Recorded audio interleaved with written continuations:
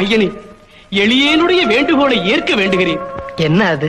தர்மத்தின் வடிவே பூலோகத்தில் தர்மம் தலைகீழாக போய்க் கொண்டிருக்கிறது. நேர்மையும் நீதியும் நிற்க இடமின்றி நிலை தடுமாறிக் கொண்டிருக்கிறது. அன்பு என்ற பதம் வெறும் அலங்கார சொல்லாகிவிட்டது. காட்சிக்கு அளிக்கப்படும் மரியாதை கடமைக்கு அளிக்கப்படுவதில்லை. பொய்யான விளம்பரத்திற்கு கிடைக்கும் புகழும் போற்றுதலும் மெய்யான உழைப்புக்கு இல்லை. வெறும் பேச்சுக்கு அளிக்கப்படும் பட்டமும் பதவியும் உண்மையான தொண்டுக்கும் சேவைக்கும் இல்லை. இதற்கெல்லாம் காரணம் தேவதேவா, தற்சமயம் பூலோகத்தில் வணங்க வேண்டியவர்கள் வணங்காத காரணத்தால் மதிப்புக்குரியவர்கள் மதிக்கப்படுவதில்லை. இப்படியே போய்கொண்டிருந்தால் தர்மம் தலை சாய்ந்து விடாதா? கவலை வேண்டாம் நாரதா.